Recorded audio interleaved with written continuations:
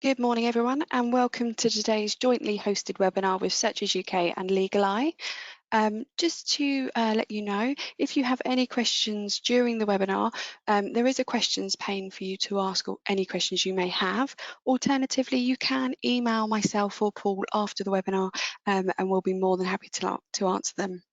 I'll now hand over to Paul Saunders, who is the Managing Director at Legal Eye. Hello, good morning, everybody. Legal Eye is an outsourced complete risk and compliance solution for firms. We work with quite a large number of firms across the UK and Scotland. We're PLC backed, and we've spent the last 12 months, like everybody, trying to adapt to a new set of circumstances and working with our firms to try and help them to adapt to a digital environment, a home working environment, and to work out how they manage their risk and compliance in what appears from everybody to be the new normal. And I think actually what we've taken away from that is there are a huge number of advantages to remote working, and there are an awful lot of risks and compliance issues that have come to the forefront. So we've tried to take a bit of a view and address a lot of those in working with the firms. I think the quote that I've put on the screen from LexisNexis, I think none of us can argue that our whole lives have changed phenomenally over the last 12 months. And we've talked for many, many years about the legal industry changing and adapting. We've all been quite resistant. I'm a solicitor, I've been in practice for far more years than I care to remember. And we've talked about refining the conveyancing process, we've talked about refining other processes, but we've all struggled to actually get to the point where we've achieved it. So in some ways, the last 12 months, whilst it has been hugely challenging and difficult for everybody, it has actually enabled us to change. And I think what we have taken away from it is we've looked at different ways to provide our services. Our services were all provided on a face-to-face basis prior to this, and we were required to go into firms, do their file reviews, help their COLP, and support the individuals. Clearly that has been not possible, so we've had to switch to remote working in the same way that firms have, and we therefore, as a result, spent time developing products that allow risk and compliance to be taken online. And I'll talk later about our risk hub that we developed during the pandemic, which is an environment that allows people to go into and collect policies, procedures, and look at webinars and different things. So what I thought I'd start with is, having spoken to the numerous firms that we work with, the type of risks that have become very, very clear, and those that perhaps are less clear and are less easy to identify and deal with. So firms, I think we've all moved to a much more agile way of working, which, as I say, has actually been really advantageous for an awful lot of people, from their home life environment, their work-life balance, but it has thrown up a large number of challenges for us all.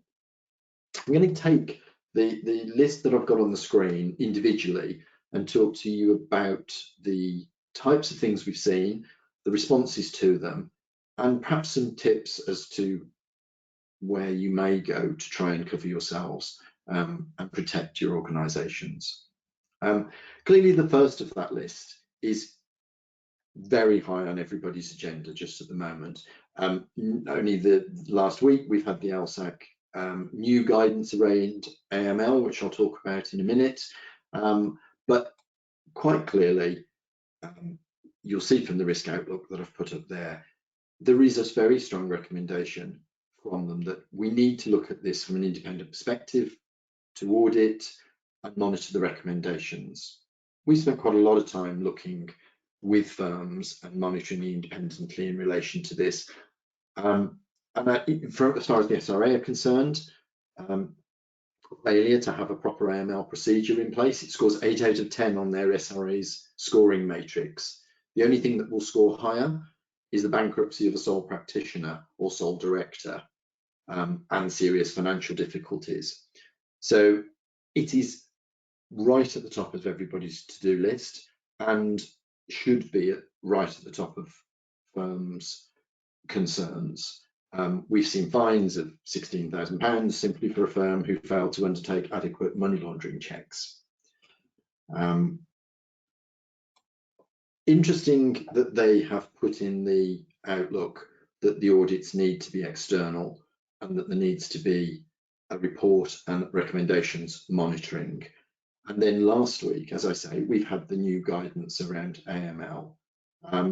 Most of that guidance has been drafted by the SRA and the Scottish Law Society, produced by LSAC, and LSAC is a group of all of the regulators and interested parties across the UK. So it's applicable to all regulated individuals. The problem with it is it's over 200 pages long, and you end up having to read it from cover to cover, because within it, it's written by regulators, and therefore it makes reference at the start to things which are then not repeated further through. Clearly I need a life, but it uses must, should, and may throughout. It uses must 320 times and should 520 times. So it is directing us to things we have no choice in doing, but also it is giving us guidance that we have to say we have a good reason why we do not do something if it's in their should category. It also talks about the need for us to have procedures for adopting new technologies. So in amongst this pandemic, clearly we're adopting all new technologies as we go through, but they have also thrown into the mix now, in the same way that you would do a data impact assessment, that you now need to consider when adopting a new technology, and a money laundering impact assessment. So quite clearly, they are rightly concerned that we're doing our AML and associated source of funds checks and things really well, but they are perhaps going a little bit further than our normal regulatory regime approaches us at the moment in telling us exactly what we have to do. And with the increase in audits by the SRA around money laundering and source of funds, clearly they are going to be using these guidance notes as their key to what we should or must be doing as we go through. So anti-money laundering is clearly at the top of everybody's list. Also at the top of your list has to be supervision. It's in the code, but more importantly, moving to a remote environment and working from home and communicating as I am communicating with you through whatever medium we choose, supervision of our staff is much more difficult if you don't have an electronic case management system. How are you going to maintain the accountability for the work? How are you going to deal with file reviews? How are you going to deal with supervision? We've moved the file reviews that we do for many of our firms into a remote environment, and we are still able to do them from a distance perspective, but it is much more difficult. You can't walk down the corridor and have those chats that you would have had historically. And as helpful as Teams and Zoom and things are, I think it's right to say we're all getting a little bit teamed out, and we perhaps feel a little bit more isolated. We have much more difficulty in doing on-the-job learning and training.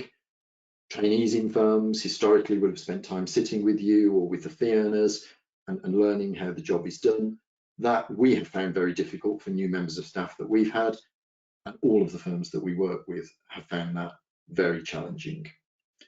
We've also seen the lack of supervision resulting in a considerable increase in the number of complaints that firms are dealing with.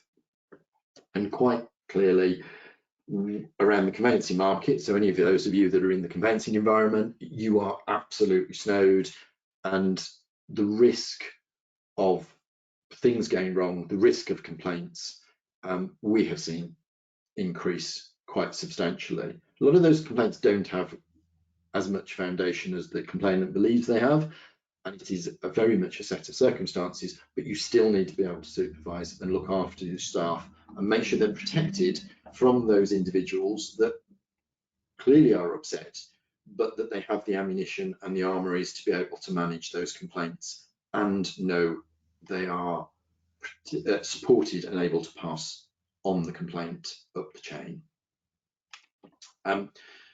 Client ID and verification was pre-COVID and post-COVID hugely important, and also very confusing for firms, because we've got regulatory regime that allows us to have electronic ID processes, and it allows us to look at databases. But the question very much comes about what we do with the information that we receive.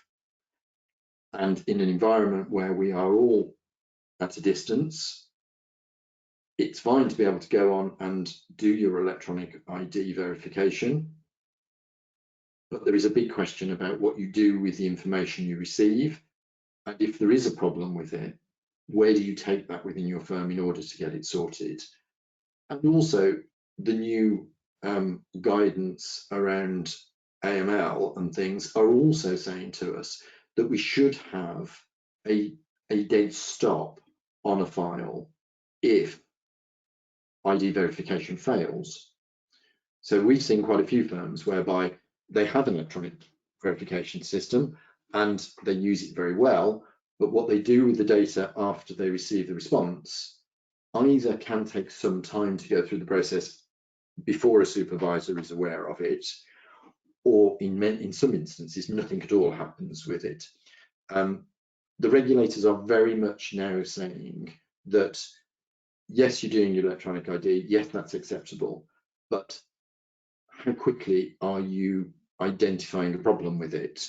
And if you've got an automated case management system, is there something in the case management system that stops that file at that point in time and prevents people from going forward with it because there is a challenge on the ID?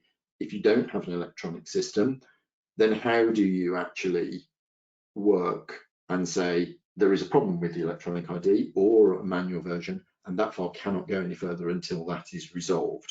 And how, as managers and risk professionals, can you be confident that that is working within your organization? Risk assessments are an interesting one with our new forms of working. We've changed from face-to-face to online communication. And we're now exposing the firm to different risks. And along with all of our policies and processes generally, our risk assessments and profiling need to be reviewed and need to be reconsidered in the light of the ways that we're working. And as I mentioned, property firms and private client firms that are incredibly busy, how are they finding the time to review their documentation, review their policies, and how then are they communicating it and transmitting it out to their staff to ensure that they absolutely understand what the expectations on them are?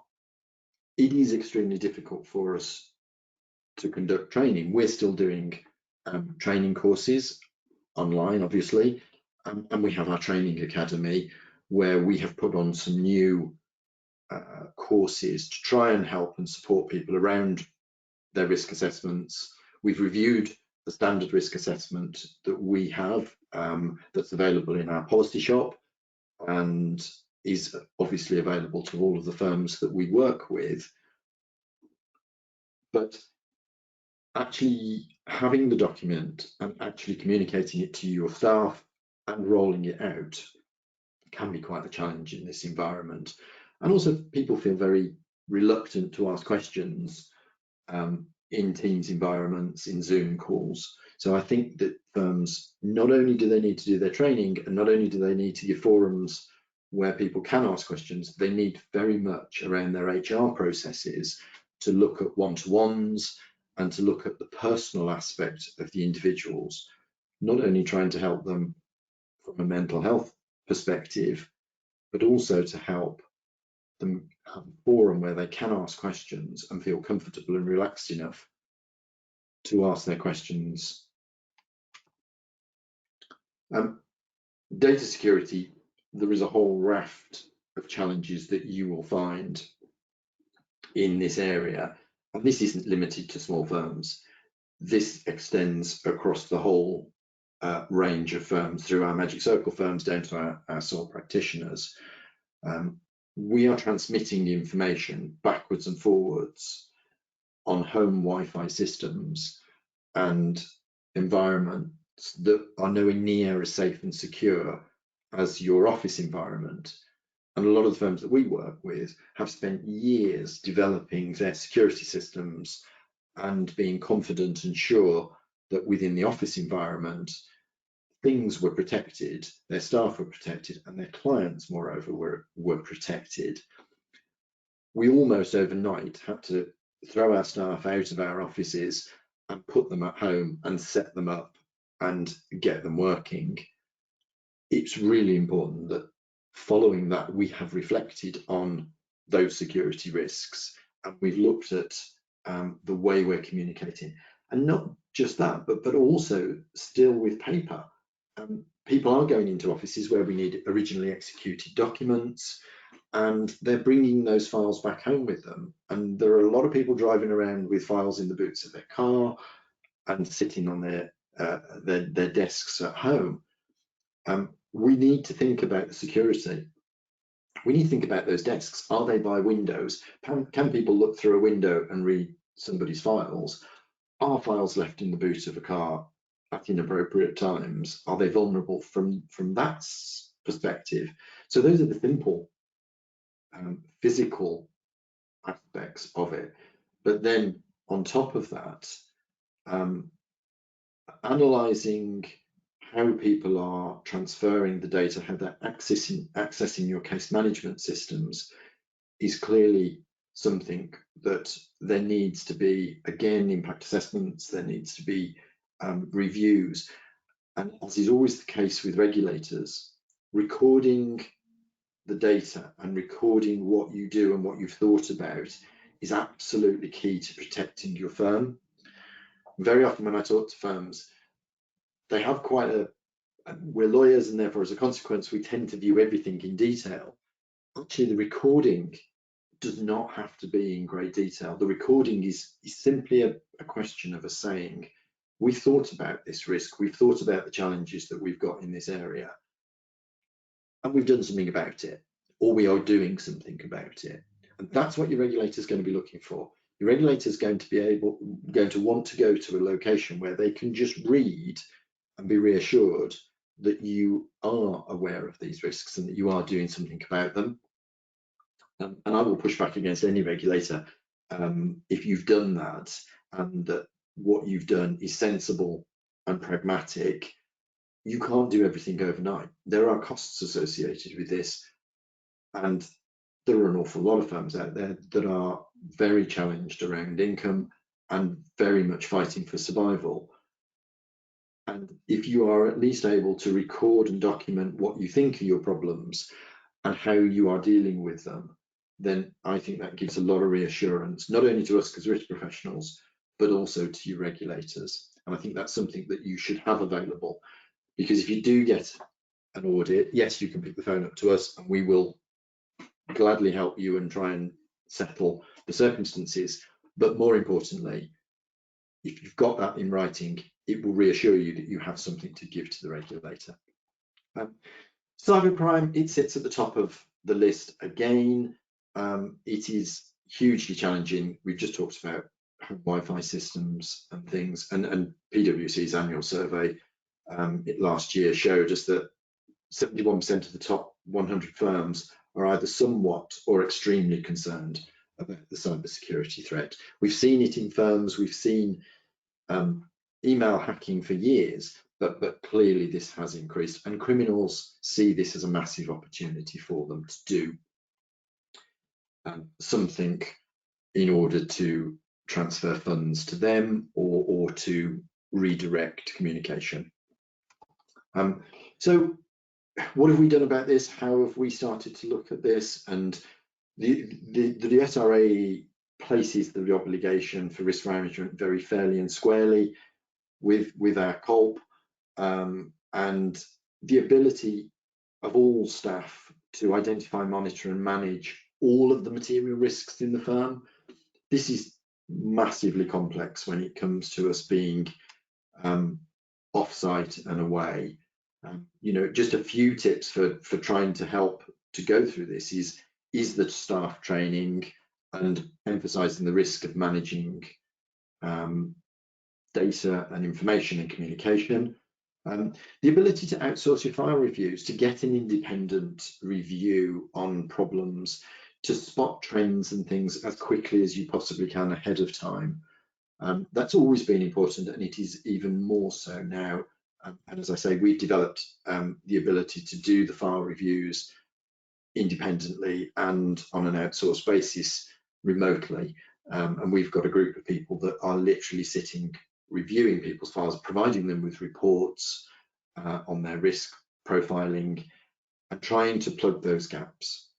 I think internal regular communication is absolutely key to our set of circumstances at the moment. People feel very isolated, and I think this lockdown seems to be worse for people. I think, you know, the first one was slightly bizarre but very new to us all, and we came to terms with it in our own way.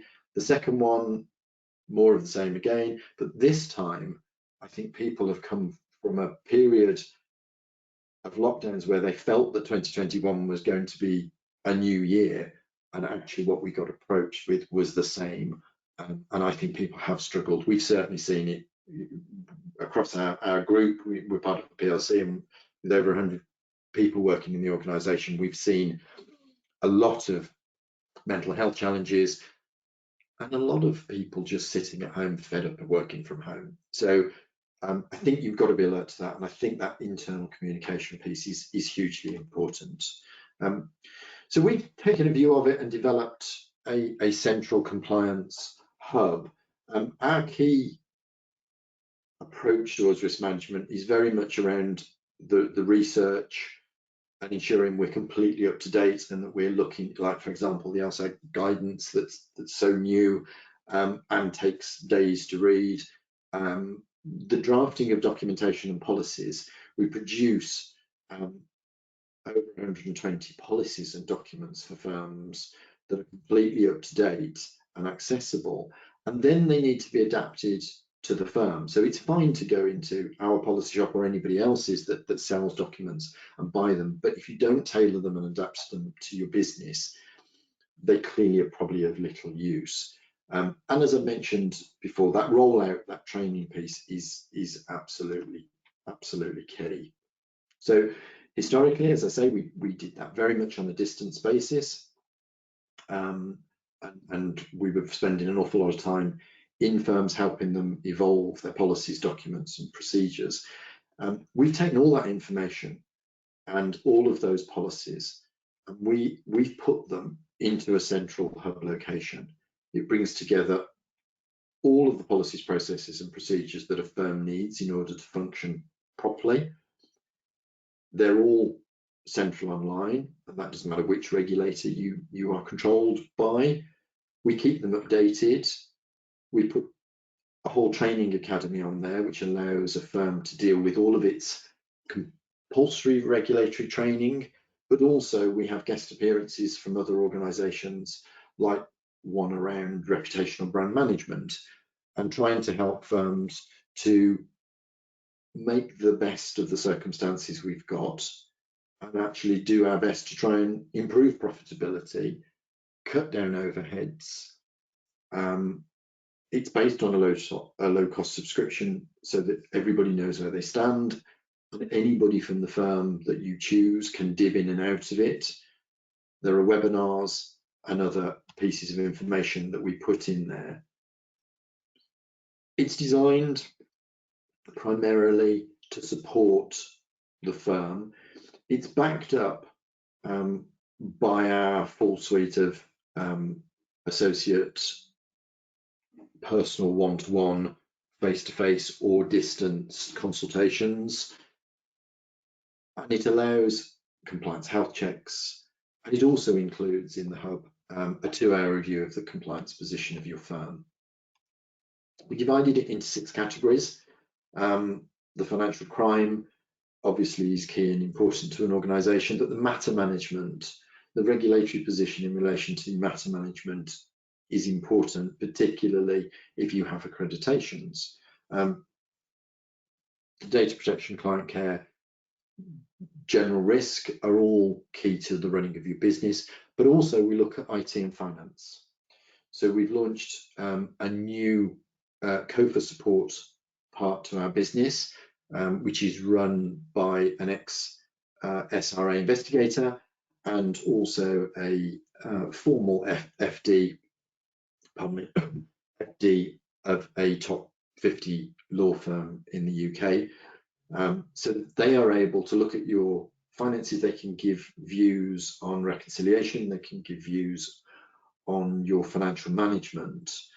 And one of those things that we've seen from insurers recently in the last renewal was new sets of questionnaires around financial management and how are you going to manage your firm through a pandemic and going forward.